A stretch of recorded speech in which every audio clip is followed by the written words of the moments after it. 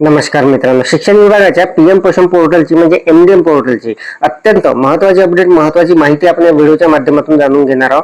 Thumbnail आपण बघितलेलं आहे, आपल्या लक्षात आलेलं असेल मित्रांनो. आपल्याला शालेय पोषण आहार अंतर्गत शैक्षणिक सत्र 2026-27 करिता नवीन जी पटसंख्या असणार आहे ती आपल्याला एमडीएमच्या पोर्टलवर अपडेट करावी लागणार आहे. आणि मित्रांनो, आपण जे दैनिक माहिती पीएम पोषणची भरत असतो किंवा एमडीएम पोर्टलची भरत असतो त्या ऍपवर, ती माहिती आपल्याला नवीन पटसंख्या अपडेट केल्याशिवाय भरता येणार नाही.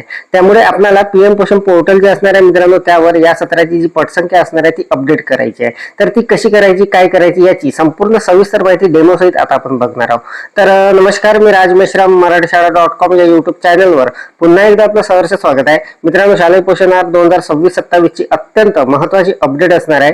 पीएम पोषण पोर्टलवर आपल्याला नवीन पटसंख्या अपडेट करायची आहे आणि हे केल्याशिवाय आपल्याला दैनिक माहिती जी असणार आहे पीएम पोषणची ती भरता येणार नाही आहे. तर मित्रांनो, कशा पद्धतीने आपल्याला पटसंख्या अपडेट करायची याचा संपूर्ण सविस्तर माहिती असलेला हा लाईव्ह डेमो जाणून घेण्यासाठी व्हिडिओला स्किप न करता पूर्ण बघा. चॅनलवर जर नवीन असाल तर चॅनलला सबस्क्राईब करायला विसरू नका आणि व्हिडिओ जर आवडला तर व्हिडिओला लाईक व शेअर करा. चला तर मग सुरू करूया.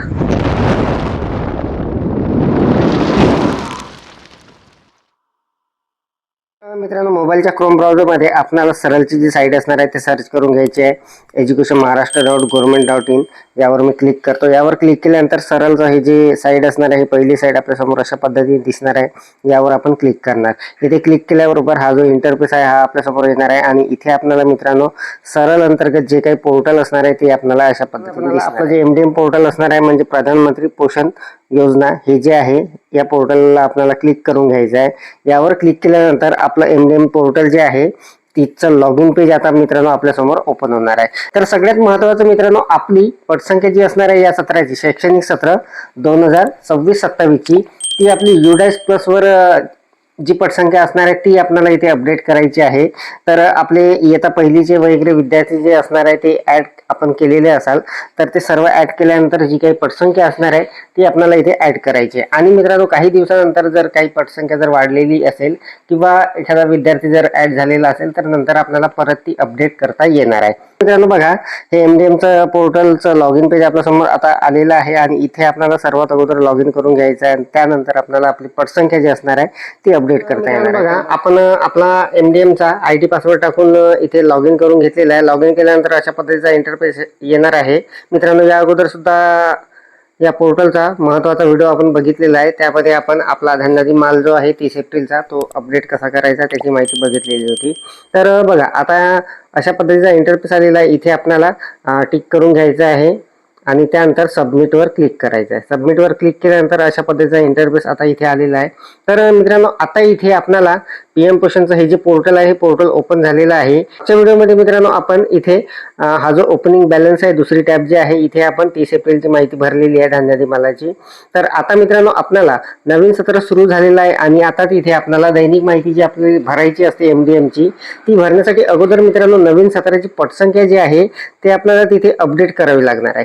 तर त्यासाठी मित्रांनो बघा, इथे आपल्याला एक टॅब मिळणार आहे एनरोलमेंटचं. इथे आपल्याला जायचं आहे. तर बघा, एनरोलमेंटचा टॅब असणार आहे, यावर आपल्याला क्लिक करायचं आहे. इथे क्लिक केल्यानंतर परत एक एनरोलमेंट म्हणून तिथे दिसणार आहे सब टॅब, यावर आपण क्लिक करून घेणार आहोत. यावर मी क्लिक करतो.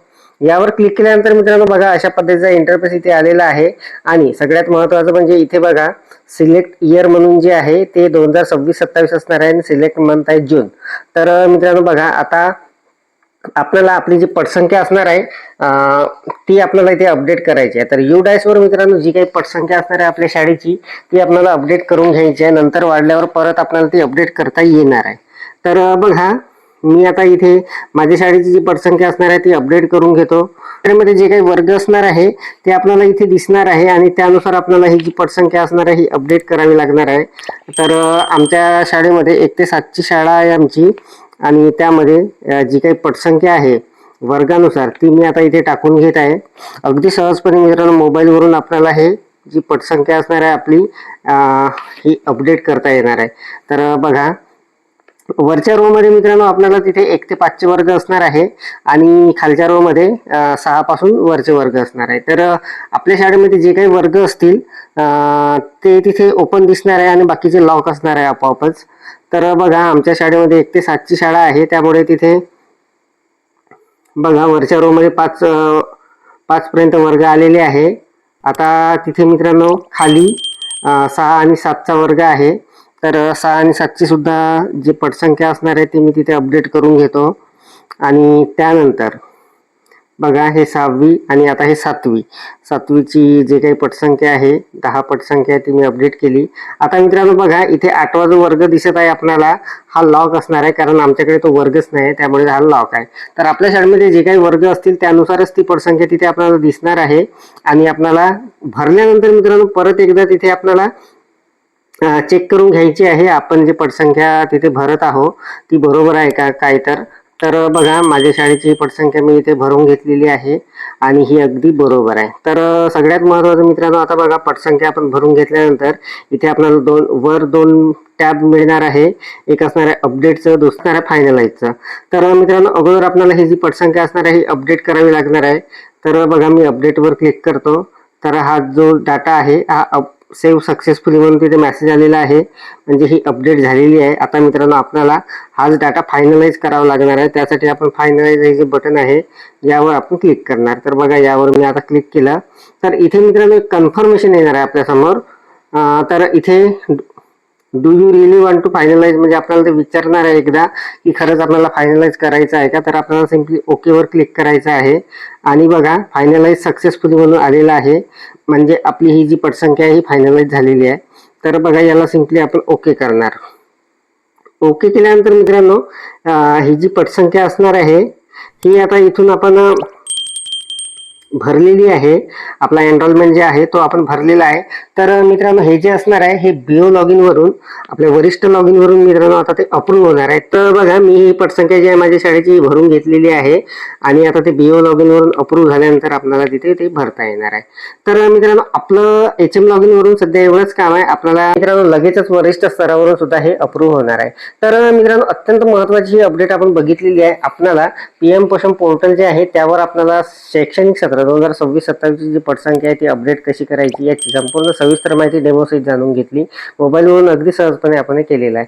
तर अत्यंत महत्त्वाची अपडेट, महत्त्वाची माहिती आपण जाणून घेतली. अपेक्षा आहे आपल्याला माहिती समजलेली असेल, व्हिडिओ आवडलेला असेल. व्हिडिओ जर आवडलेला असेल तर व्हिडिओला लाईक करा, शेअर करा आणि माझ्या मराठीशाळा.com या यूट्यूब चॅनलवर जर नवीन असाल तर चॅनलला सबस्क्राईब करायला विसरू नका. पुन्हा व्हिडिओ एका नवीन माहितीसह नवीन अपडेटसह. तोपर्यंत धन्यवाद.